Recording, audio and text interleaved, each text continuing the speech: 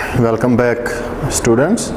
So, discussing different aspects of molecular biology, we have reached to a point where we discussed about transcription unit, and now today itself we will be discussing about mechanism of transcription.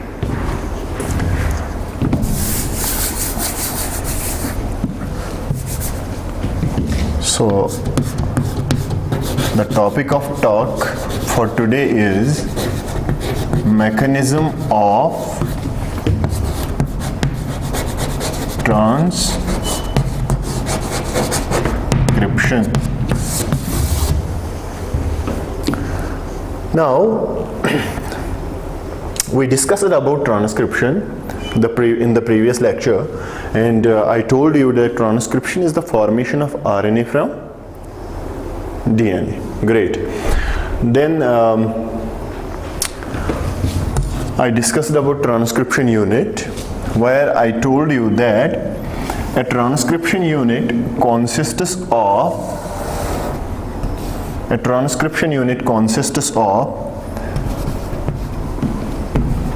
DNA, segment of DNA with three parts. One part which is called as promoter, another part which is called as structural gene,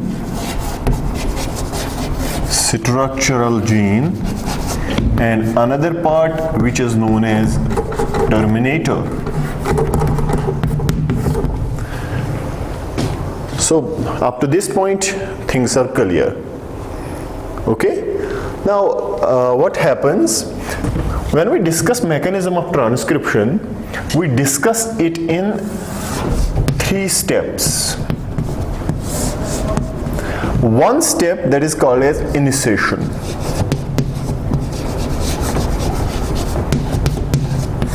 Another step that is called as elongation. And last we have termination.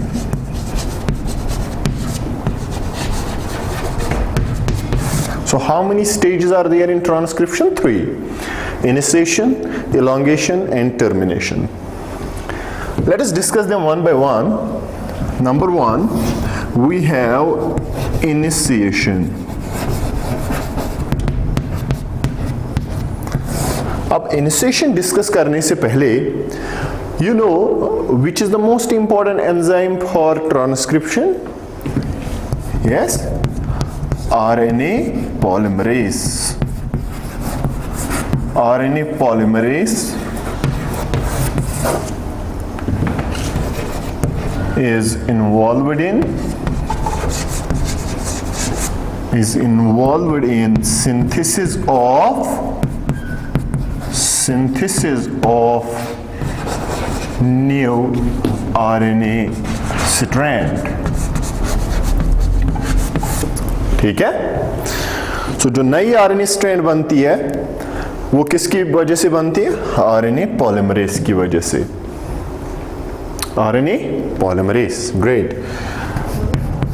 दूसरी बात जो अहम है, जो prokaryotes होते हैं, prokaryotes, bacteria वगैरह, उनमें सिर्फ एक ही आरएनए पॉलीमरेज होता है जो तीनों आरएनए यानी आरआरएनए, टीआरएनए और एमआरएनए, ये तीन types of non genetic RNA है ना, जिसके बारे में हम डिस्कस कर चुके हैं.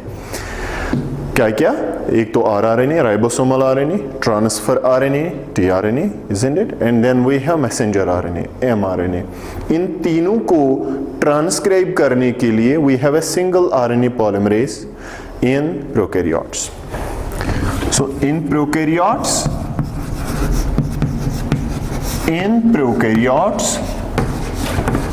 a single RNA polymerase is responsible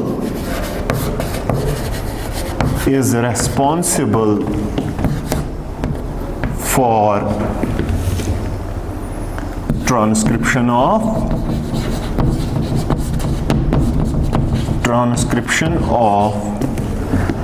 rRNA, tRNA and mRNA। ठीक है बच्चे। अब यहां पे एक और अहम पॉइंट है जो आपको याद रखना है। इन eukaryotes there are 3 types of RNA polymerases। 3 types of RNA polymerases।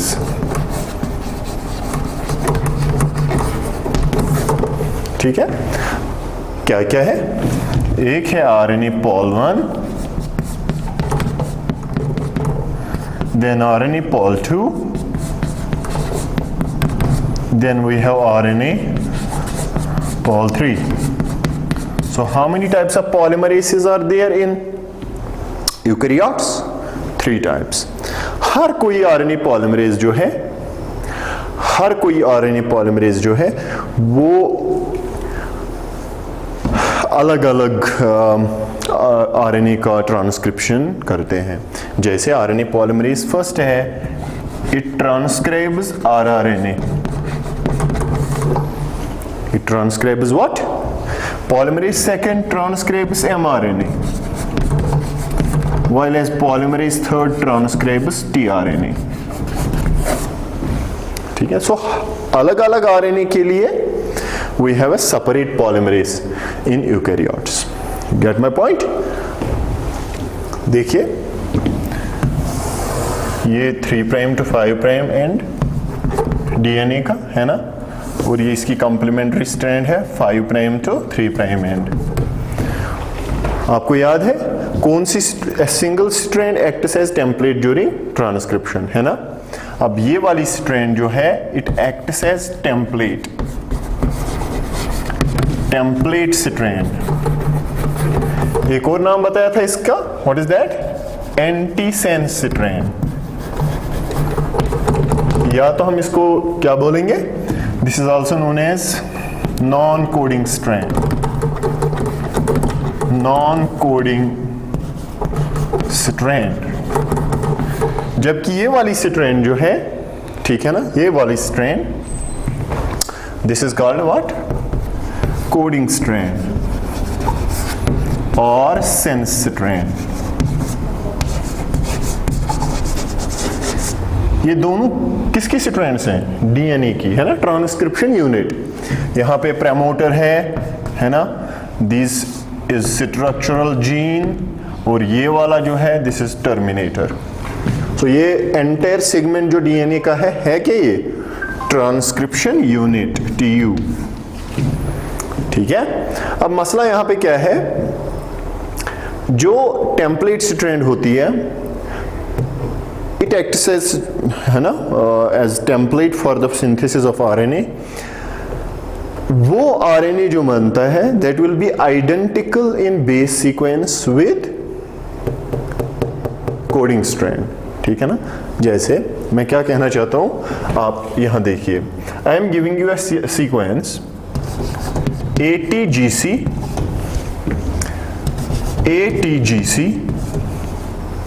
थोड़ा सा ऊपर ले लेंगे इसको क्योंकि फिर जगह होनी चाहिए। ATGC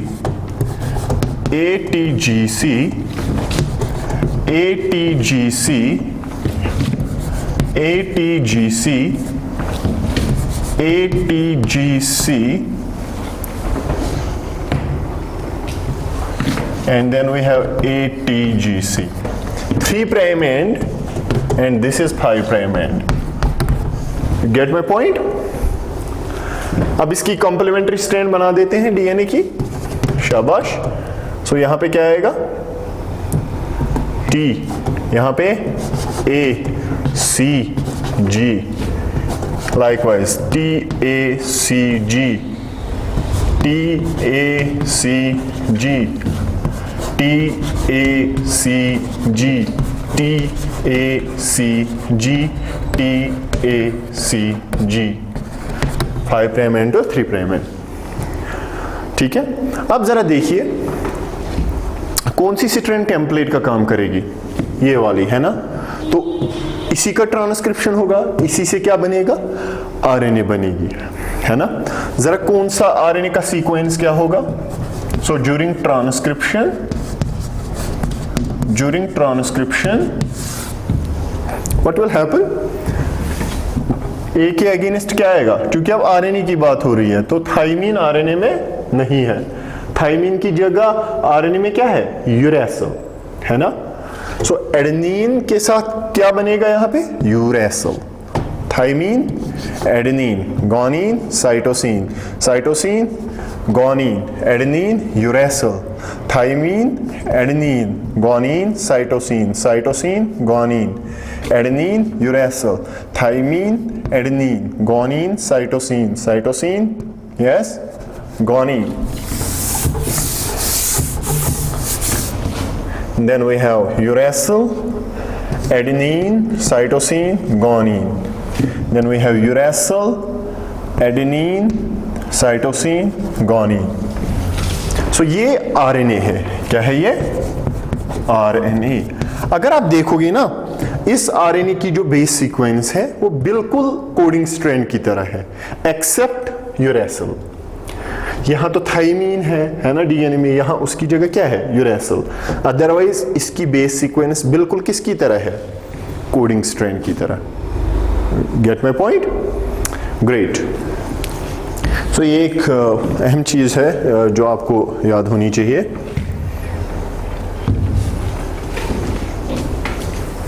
अब यहां जरा देखिए आप, वन इंपॉर्टेंट थिंग जो डिस्कस कर रहे थे अभी, दैट इज इनिशिएशन।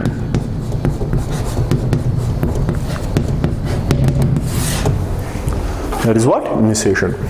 और मैंने आपके साथ बात की थी आरएनए पॉलीमरेज की, आरएनए पॉलीमरेज इन प्रोकैरियोट्स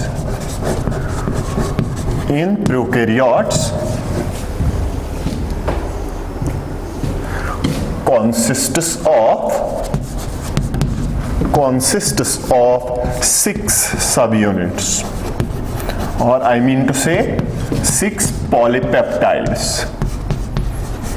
क्योंकि ये एंजाइम है तो एंजाइम तो आपको पता है, enzymes mostly are proteins, isn't it? Polypeptides, वही मैं बात कर रहा हूं। आरएनए पॉलीमरेज कितने सब यूनिट्स हैं उसके पास, प्रोकैरियोट्स में 6।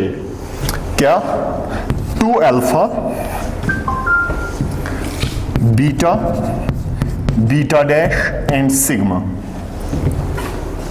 ठीक, अब जरा यहां देखिए, 2 alpha, beta and beta dash, ये 5 पॉलीपेप्टाइड्स जो है, इनको हम कलेक्टिवली बोलते हैं बच्चे कोर एंजाइम।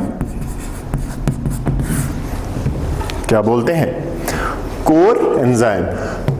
अब सिग्मा जो है, this is also called sigma factor, इसको हम क्या बोलते हैं, सिग्मा फैक्टर। सो ये एक अहम चीज है जो आपको याद रखनी है। दूसरी चीज जो आपको याद रखनी है, what is that,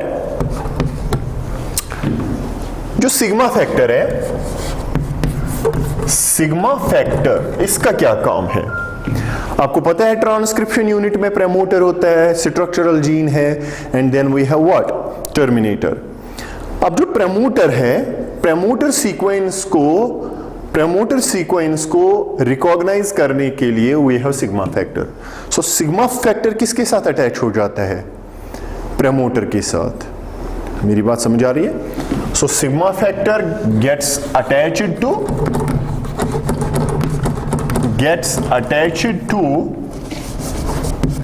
promoter sequence,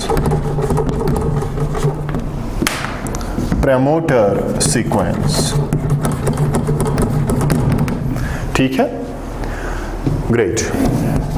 अब मेनली आपको याद रखना है, जो प्रमोटर होता है ना, promoter is AT rich sequence, AT rich region of DNA. और आपको पता है, देखिए अब चूंकि सिग्मा फैक्टर प्रमोटर पे अटैच हो जाता है, प्रमोटर खुद क्या है, एटी रिच। एडेनिन और थायमिन के दरमियान कितने बॉन्ड्स हैं, 2 हाइड्रोजन बॉन्ड्स हैं। तो 2 हाइड्रोजन बॉन्ड्स को ब्रेक करने के लिए we will require less energy as compare to breaking 3 hydrogen bonds between guanine and cytosine. Great. अब यहां पे देखिए प्रोकैरियोट्स की बात अगर करें, इन प्रोकैरियोट्स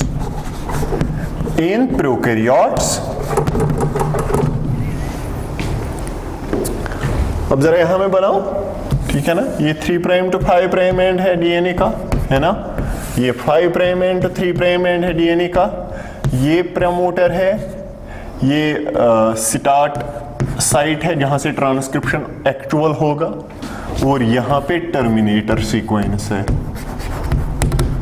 टर्मिनेटर। ये ट्रांसक्रिप्शन यूनिट की बात हो रही है ना। अब जरा यहां देखिए आप, very important point two discuss here is, जो प्रोकैरियोट्स होते हैं, जरा हम स्ट्रक्चरल जीन के लेफ्ट साइड में चले जाएं, ये वाला साइड, टुवर्ड्स 5 प्राइम। जब देखिए, जब भी आपको कोई रेफरेंस देनी हो ना, जब भी कोई रेफरेंस देनी हो ट्रांसक्रिप्शन यूनिट के रिलेटेड, तब आपको कोडिंग स्ट्रैंड को माइंड में रखना है, ठीक है। व्हेन आई से promoter is located towards 5 prime end of transcription unit, क्योंकि मैं किससे रिलेटेड रेफरेंस दे रहा हूं, कोडिंग स्ट्रैंड के रिलेटेड। यहां पे टेम्पलेट स्ट्रैंड को रेफरेंस के लिए यूज नहीं करना है, रेफरेंस के लिए किसको यूज करना है, यस, कोडिंग स्ट्रैंड को, सेंस स्ट्रैंड को, ठीक है। तो promoter is located towards the 5 prime end of transcription unit, terminator is located towards the 3 prime end of transcription unit, ठीक, शाबाश। अब जरा देखिए स्टार्ट साइट जहां से एक्चुअल ट्रांसक्रिप्शन स्टार्ट होगा, उसके अपस्ट्रीम मींस 5 प्राइम एंड, सो उसके अपस्ट्रीम अगर आप 10 न्यूक्लियोटाइड्स जाओगे, यानी इस डायरेक्शन में, you are moving 10 nucleotides towards upstream direction, तो उसके बाद क्या मिलेगा आपको, उसके बाद आपको मिलेंगे बच्चे एक स्पेशल सीक्वेंस प्रोकैरियोट्स में। So in prokaryotes 10 nucleotides upstream of start site,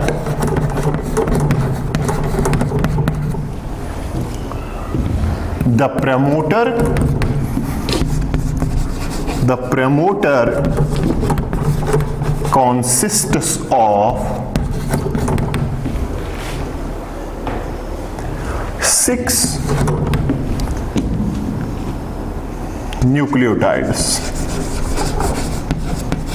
और वो कौन सी न्यूक्लियोटाइड्स हैं, TAAT।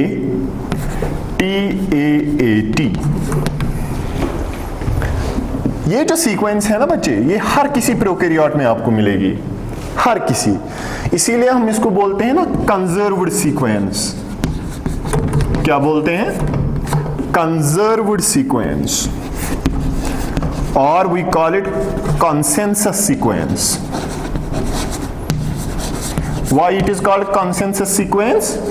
Because this sequence is present in all prokaryotes, whether those are bacteria, whether those are cyanobacteria, okay, whether those are mycoplasma, whether those are actinomycetes, all the prokaryotes contain this conserved sequence, and this conserved sequence has a special name. This sequence is called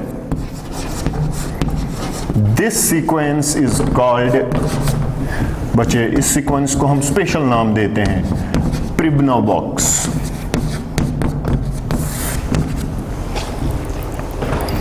क्या बोलते हैं इसको, प्रिब्नोबॉक्स। लेकिन ये किन में, प्रिब्नोबॉक्स किन में पाई जाती है, प्रोकैरियोट्स में, ठीक।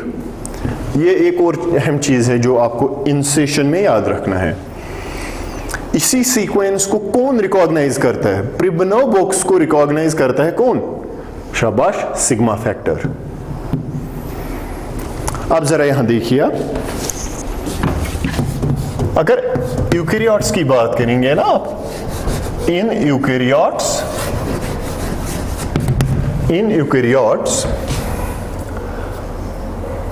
a consensus sequence is present. 20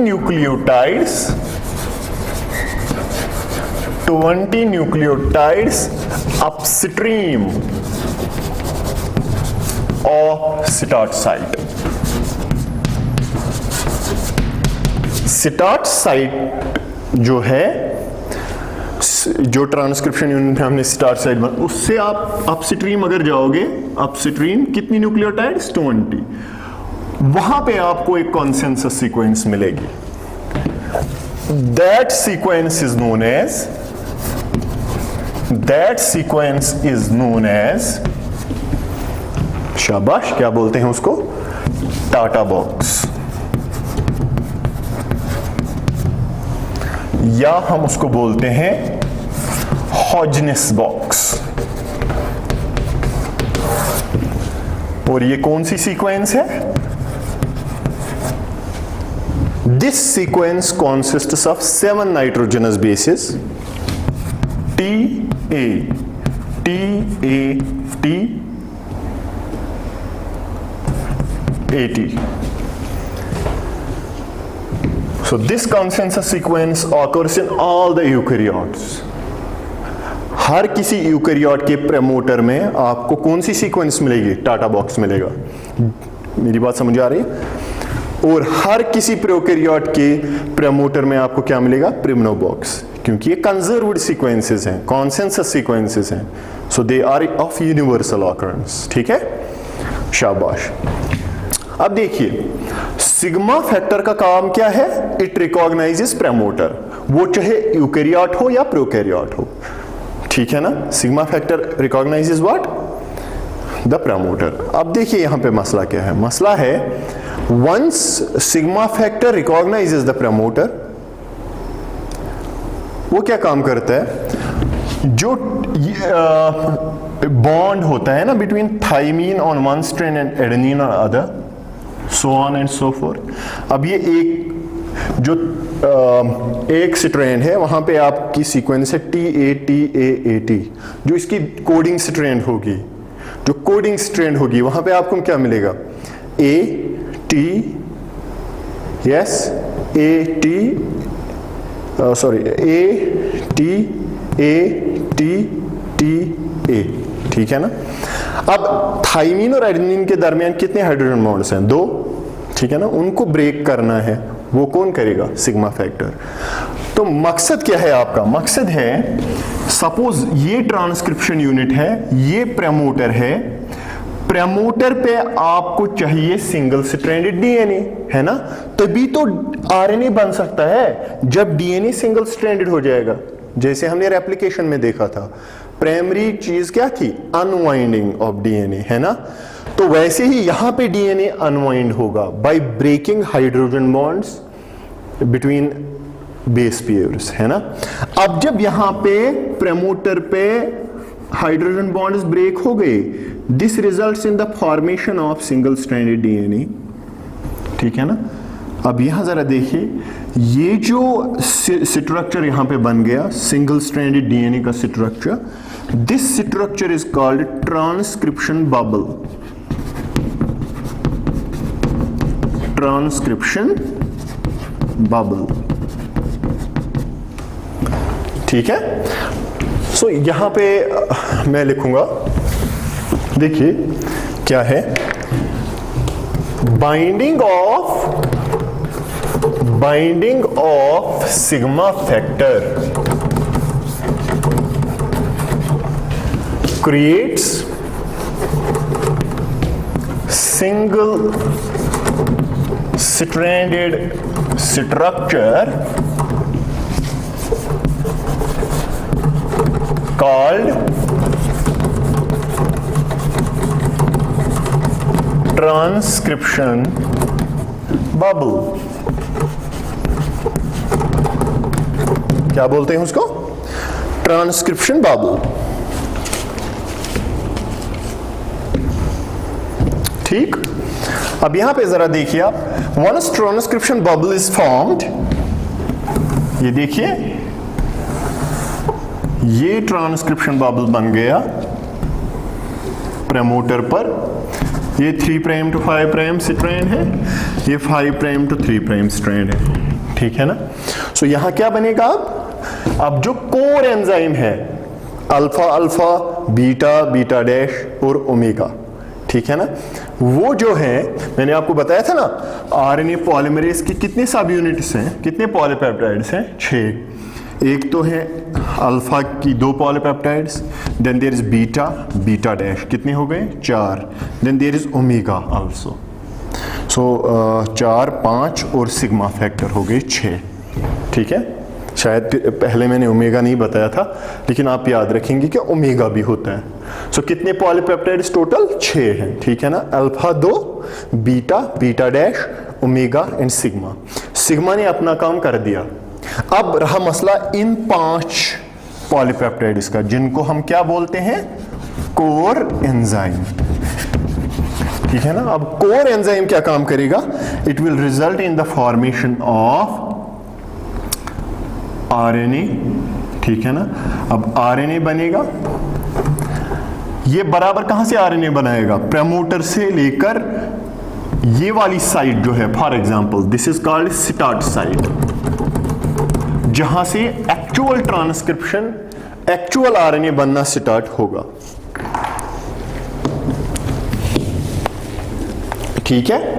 अब जरा यहां देखिए, आप बोलेंगे सर ठीक है, फिर तो प्रमोटर का जो आरएनए है उसका क्या होगा?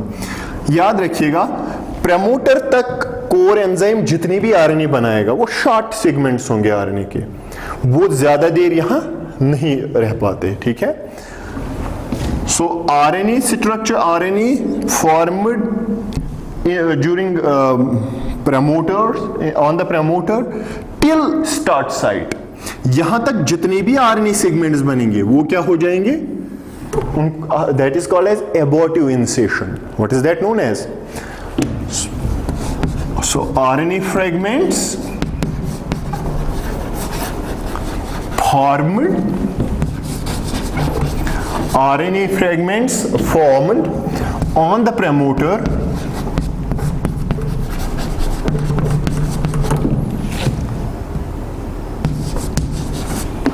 are released once they attain a length of 9 nucleotides. मतलब प्रमोटर पे आरएनए तो बनाएगा कोर एंजाइम, लेकिन जो ही ये आरएनए 9 न्यूक्लियोटाइड्स का बनता है, ये फॉल हो जाता है। क्या हो जाता है? फॉल हो जाता है। This is called abortive initiation. Abortive initiation. अब फिर कंटिन्यूअस आरएनए कहां से बनेगा? Once core enzyme reaches start site, start site से लेकर टर्मिनेटर साइट तक, यानी ये वाला पार्ट जो है, दिस इज स्ट्रक्चरल जीन, है ना। सो स्टार्ट साइट से लेकर टर्मिनेटर साइट तक there will be continuous synthesis of RNA by the core enzyme of RNA polymerase. Got my point? So यहां पे एक अहम चीज याद रखनी है आपको. What is that? That is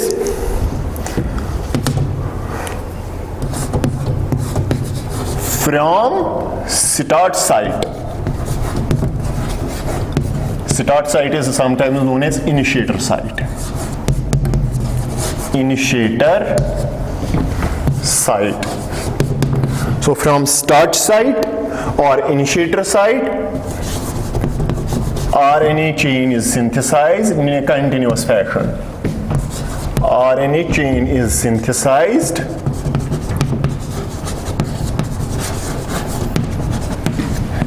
in a continuous fashion.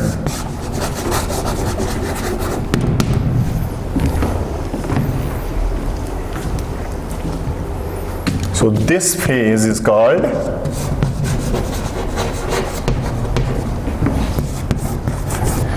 elongation.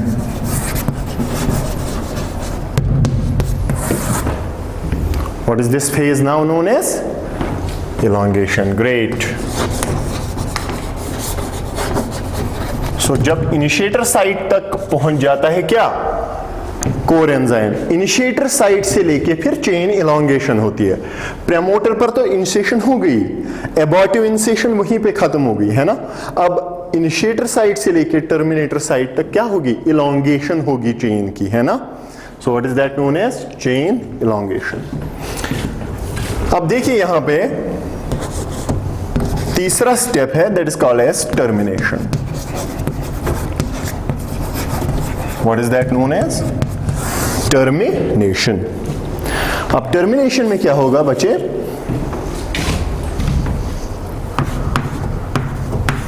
So there will be now termination.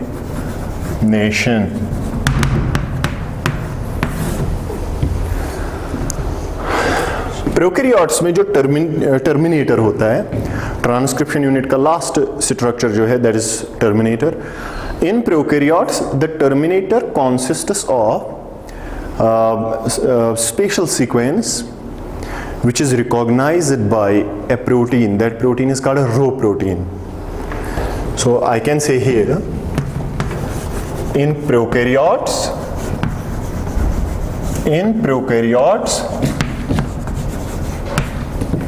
the terminator is recognized by Rho protein. कौन सा प्रोटीन बच्चे?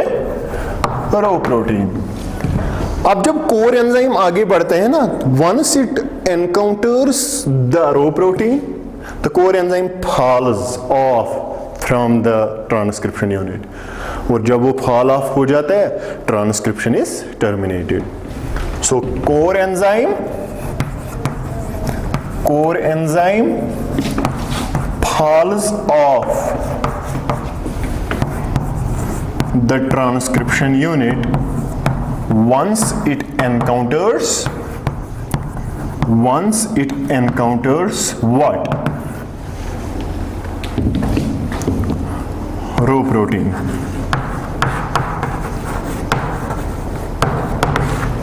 Once it encounters Rho protein. You get my point? Great. So this is all about mechanism of transcription. अब यहाँ पे बड़ी अहम चीज है जो आपके साथ मुझे डिस्कस करनी है. Here.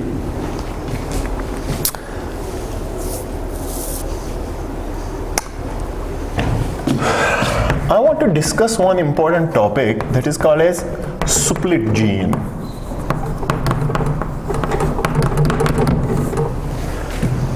What is that? Split gene. अब देखिए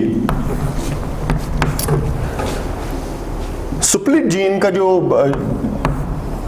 this type of gene, it was discovered by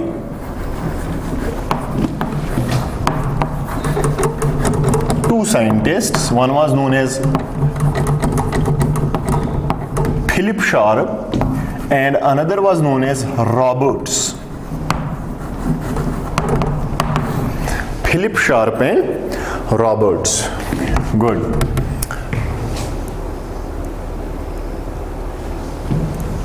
दूसरी बात जो स्प्लिट जीन के बारे में बताना है, देखिए यूकेरियोट्स में अगर आप देखोगे ना, यूकेरियोट्स का जो डीएनए होता है, आई मीन से for example this is gene ए. किसका? किसी यूकेरियोट के बारे में बात करेंगे. For example I am taking this gene A. What is a gene? इसमें तो दो राय नहीं है कि जो जीन होती है it is a functional segment, और we may say it is a segment of DNA. Segment of DNA. ठीक है, what is gene? Segment of DNA. अब जरा देखिए, मैंने यहां पे एक जीन ले ली, this is gene A, this is a segment of DNA, है ना? Do you agree with this? अब इसमें देखिए, यहां पे coding, for example this is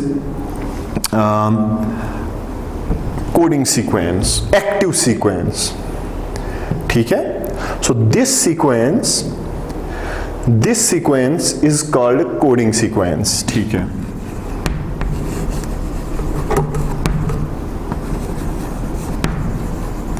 or I can say coding segment. This is another coding segment. ठीक है ना?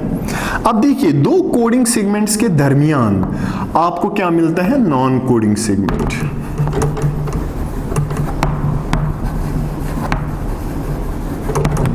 इसी तरह यहां पे क्या होगा? Non coding segment. यहां पे क्या होगा? Coding segment, so on and so forth. ये मोस्ट यूकैरियोटिक जीन्स जो होती हैं उनका कैरेक्टर होता है। Coding segments are interrupted by non coding segments. अब ये कोडिंग सेगमेंट जो होता है ना, this is called as exon. what is this known as? Exon. What is non coding segment known as? Intron. Likewise, this is exon, this is intron, this is exon, this is intron, ठीक है? अब देखिए जरा यहां पे मसला क्या रहता है? मसला रहता है, क्योंकि ये डीएनए का सेगमेंट है ना, अब इसका क्या होगा? ट्रांसक्रिप्शन। क्या होगा? ट्रांसक्रिप्शन होगा, तो क्या बनेगा? आरएनए बनेगा, ठीक है ना? So there is formation of RNA. लेकिन वो जो आरएनए होगा, जो आरएनए यहां से अब ट्रांसक्राइब होगा, उस पे भी क्या होगा? कोडिंग सेगमेंट, है ना? This is non coding segment, this is coding segment, this is non coding segment, this is coding segment, likewise, ठीक है ना? So coding segments are interrupted by non coding segments. ये जो आरएनए यहां पे बन गया ना, इसको this RNA is unstable. What is this? Unstable. So this unstable RNA is called hnRNA. क्या नाम? देखिए बच्चे, कंफ्यूज नहीं होना है, फिर से मैं आपको बताऊं। स्प्लिट जीन पढ़ रहे हैं, किसने दिया, डिस्कवर की थी स्प्लिट जीन्स? फिलिप शार्प और रॉबर्टस। और जीन कैसे डिफाइन करते हैं? सेगमेंट ऑफ डीएनए, ठीक है ना? I have let's consider a gene, that is gene A. Okay, since it is the gene of eukaryotes, and most of the eukaryotic genes consist of coding segments and non-coding segments. Coding segments are exons, and exons are interrupted by introns. Introns are non-coding. Got my point? उसके बाद जब transcription होगा तो RNA बनेगा, उस RNA में भी क्या होगा? Coding segment, non coding segment. Exon coding segment बनाएगा, इंट्रॉन नॉन कोडिंग सेगमेंट बनाएगा, ठीक है ना? और ये आरएनए क्या है? अनस्टेबल है। इस आरएनए को हमने क्या बोला? hnRNA। अब जरा देखिए यहां पे, let us see. Yes, so most eukaryotic genes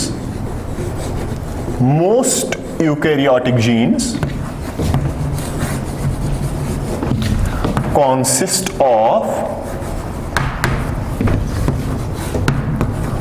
coding segments interrupted by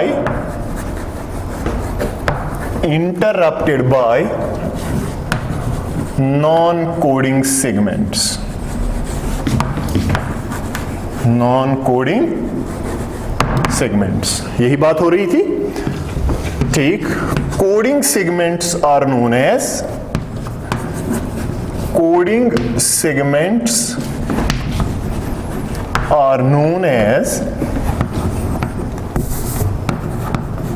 exons, while as non-coding segments are known as introns. अब यहां जरा देखिए एक्सॉन, एक्सॉन क्यों कहते हैं इसको? Exon means sequence which is expressed, expressed sequence. ये तो एक्टिव पार्ट होता है ना, इसलिए ये एक्सप्रेस होगा, है ना। Like we have intron, intron means interrupting sequence, interrupting sequence, ठीक है। Why interrupting? Because it interrupts two exons, है ना। अब यहां जरा देखिए एक्सॉन, एक्सॉन, दो एक्सॉन्स के दरमियान इंट्रॉन आ गया, तो इसने इंटरप्ट कर दिया, है ना। अब देखिए एक और अहम पॉइंट है यहां पे,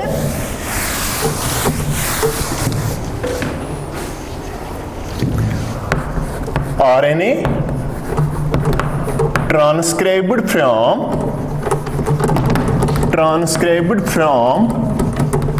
split gene is unstable,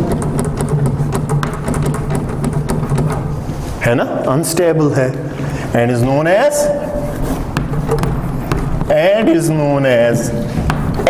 hnRNA. What is HN? It means heterogeneous nuclear RNA. Heterogeneous nuclear RNA, hnRNA, ठीक है। ये क्या होता है? ये अनस्टेबल। देखिए जरा,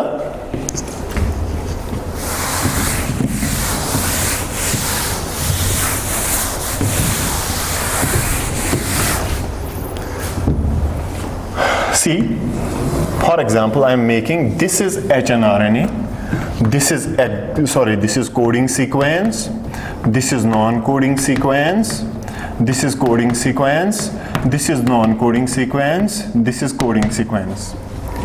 So which type of RNA is this? hnRNA.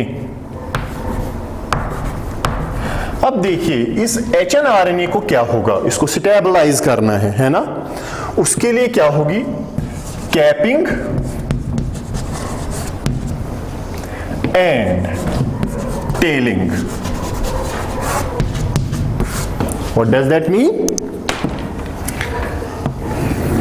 ये जो hnRNA है, इसके 5 प्राइम एंड पर, ये वाला 5 प्राइम एंड है, ये वाला कौन सा एंड है? 3 prime.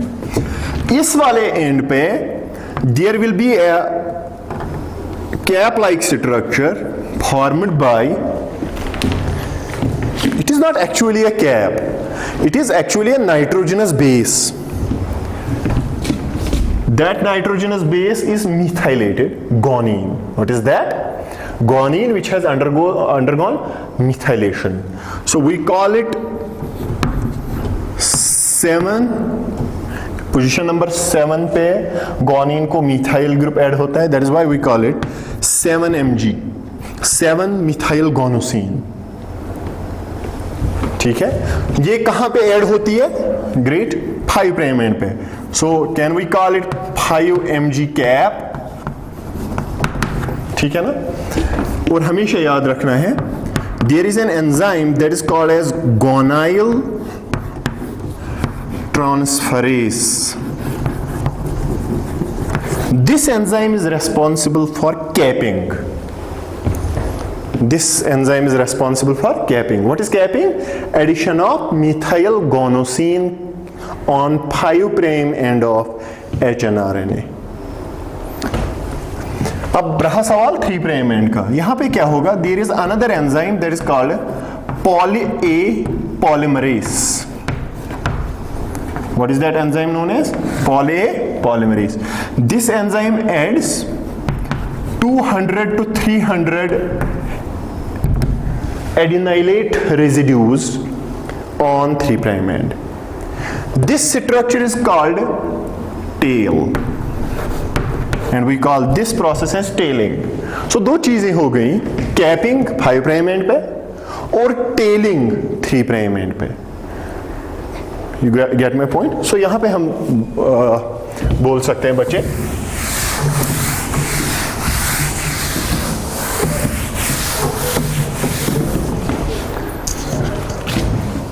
to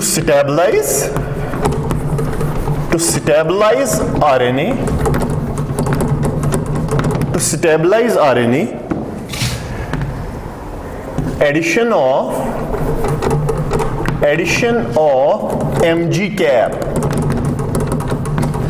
occurs at 5 prime end, and addition of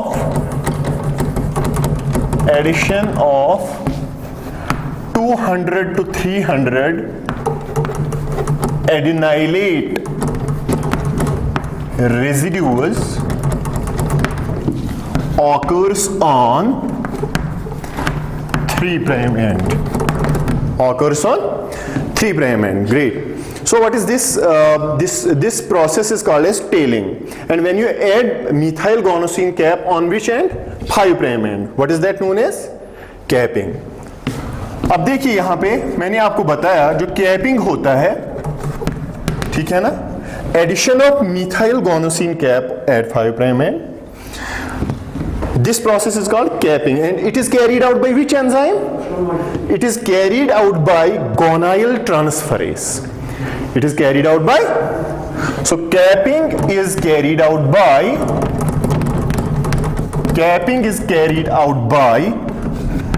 guanyl transferase. Guanyl transferase. और टेलिंग बच्चे, टेलिंग किसकी वजह से होता है? अभी बोला था मैंने, tailing is addition of adenylate residues. कितने एडिनाइलेट? आई मीन टू से AMP, adenosine monophosphate, which is a nucleotide, है ना। अब यहां जरा देखिए, ये एडिनाइलेट रेजिड्यूज किस एंड पे ऐड होते हैं? 3 प्राइम एंड पे। करता कौन है ऐड इनको? Polymerase. So tailing is addition of 200 to 300 adenylate residues by, what is that enzyme known as? Poly-A-polymerase.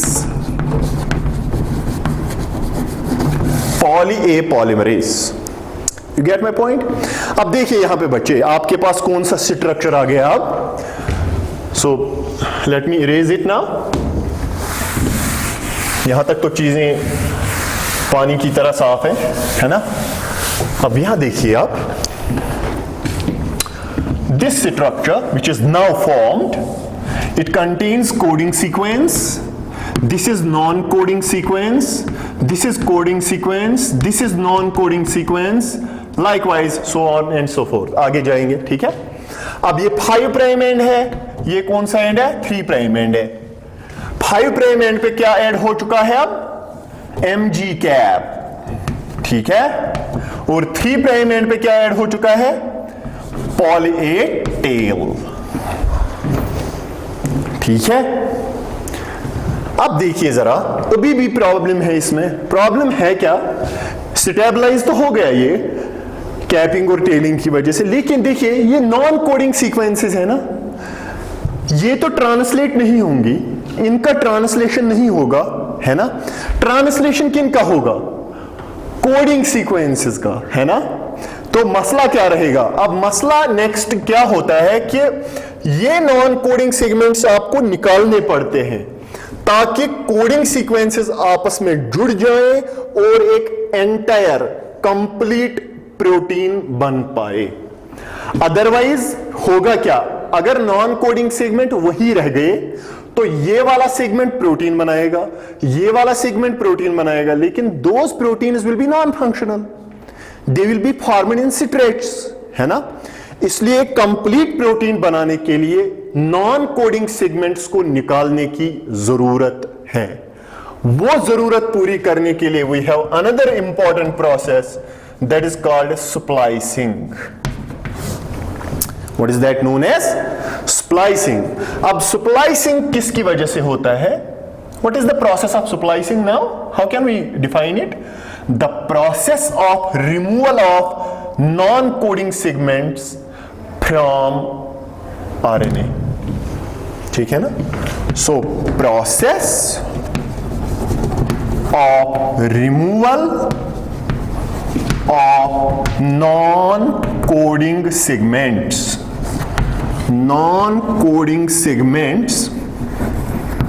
from कहां से बचे? आरएनए। अब करेगा कौन? इस स्प्लाइसिंग किसकी वजह से होता है? There are special proteins for that. Those proteins are called, so यहीं पे मैं लिखूंगा SNRNP,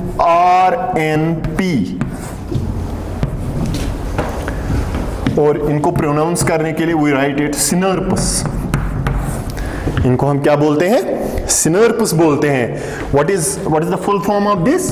this is called small, yes बच्चे, न्यूक्लियर राइबो न्यूक्लियो प्रोटीन्स। क्या बोलते हैं? Small nuclear ribo nucleo proteins, snurps. Pronounce करते हैं सिनर्प्स। ये सिनर्प्स जो है ना, ये नॉन कोडिंग सेगमेंट्स को यहां भी कट करेगा, यहां एक कट करेगा, यहां एक कट करेगा। ठीक है ना? जैसे सीजर होते हैं ना, सीजर की तरह कट करेगा।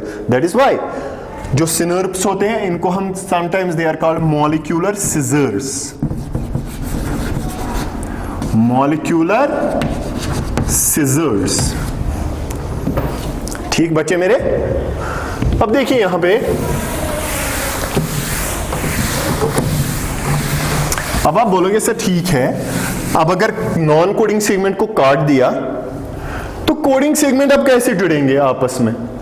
ठीक है ना? कोडिंग सेगमेंट्स जो है, कोडिंग सेगमेंट्स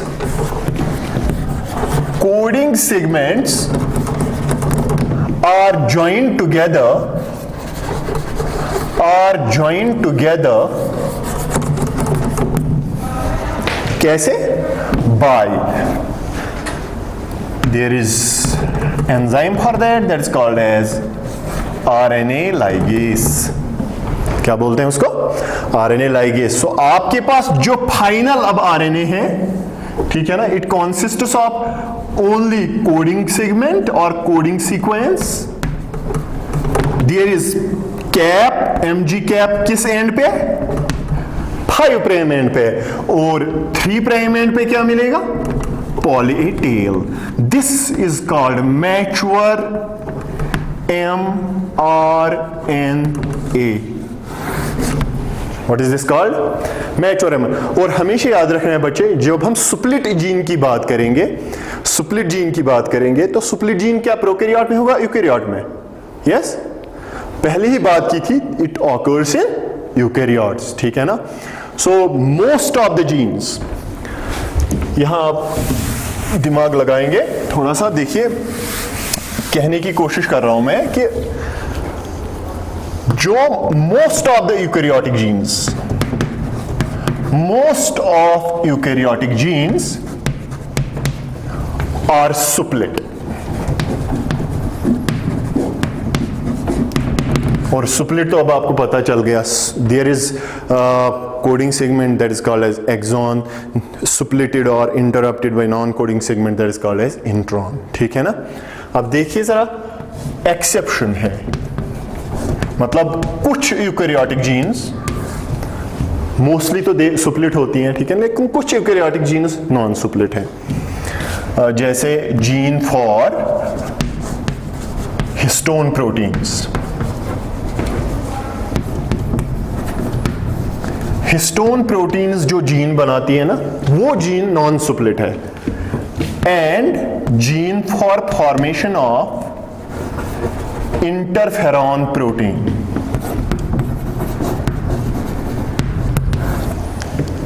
सो इंटरफेरॉन्स जो होते हैं उनके लिए जो जीन्स होती हैं, they are also non split. दूसरी बात, prokaryotic genes, prokaryotic genes are non सुप्लेट।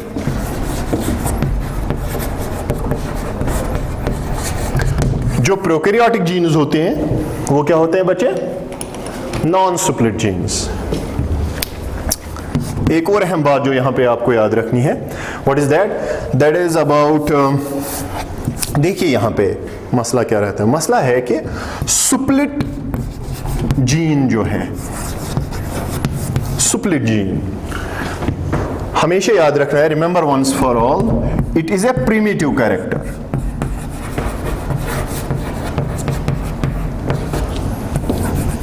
Which character is this? तो जितना आप एडवांस होते जाएंगे ना, जितना हम, फॉर एग्जांपल जब इवोल्यूशन हुआ था, इवोल्यूशनरी लेवल पे एक्सॉन सीक्वेंसेस जो हैं उनकी लेंथ कम थी बनिस्बत क्या? Intron.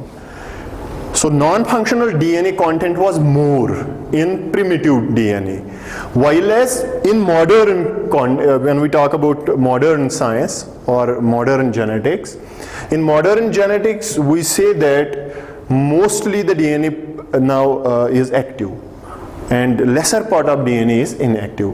So can we say then suplit gene is a primitive character? It has been derived from the ancestors. Presence of intron is a primitive character. So जो हमारे ancestors थे उनमें intron length हमसे ज्यादा होता या कम होता? बोला एजाज भाई, कम होता ज्यादा होता? इंट्रॉन की लेंथ जो एंसेस्टर्स हैं हमारे, उनमें इंट्रॉन की लेंथ कम होती है ज्यादा? कम एंसेस्टर्स में ज्यादा, क्योंकि ये प्रिमिटिव कैरेक्टर है, ठीक है ना? जितना एडवांस होता जाएगा उतना एक्टिव डीएनए कंटेंट ज्यादा होगा, ठीक है ना? और जो इनएक्टिव डीएनए कंटेंट यानी इंट्रॉन, उसका कंटेंट लेस होता जाएगा जितना एडवांस होता जाएगा ऑर्गेनिज्म, ठीक है? तीसरी बात देखिए, तीसरी बात क्या है? जब स्प्लाइसिंग हुई, what is splicing? The removal of non coding segments from RNA. वो कौन करेगा? सिनर्प्स करेंगे, ठीक है? और ये हमेशा याद रखना है, the process of splicing, the process of splicing is indicative of dominance of RNA. Dominance of, अब देखिए यहां पे SNRNAs और SNRNPs, स्मॉल न्यूक्लियर राइबोन्यूक्लियोप्रोटीन्स, जिनको हमने कैसे प्रोनाउंस किया? सिनर्प्स। वही तो रेस्पॉन्सिबल है ना removal of non coding segments के लिए। What are snurps? They are actually RNA molecules, ठीक है ना? सिनर्प्स क्या होते हैं? SNRNPs, they are RNA molecules. जब हम कहते हैं ना ऑल एंजाइम्स आर प्रोटीन्स, हम फिर कहते हैं exceptions are ribozymes, but there are exceptions also which are SNRNPs, they are also enzymes which are RNA molecules. So इन्हीं आरएनए मॉलिक्यूल्स की वजह से आपके नॉन कोडिंग सेगमेंट्स अलग हो गए, ठीक है ना? अगर ये नहीं होते तो नॉन कोडिंग सेगमेंट्स वही रहते, तो आपका जो प्रोटीन वो फंक्शनल नहीं बन पाता, ठीक है ना? सो प्रोसेस ऑफ स्प्लाइसिंग क्या इंडिकेट करती है? कि RNA is dominant in molecular genetics, ठीक है? So there is dominance of RNA. So this was all about that what we call split genes. किसने डिस्कवर की थी सुप्लिट जीन्स? शार्प और रॉबर्ट्स।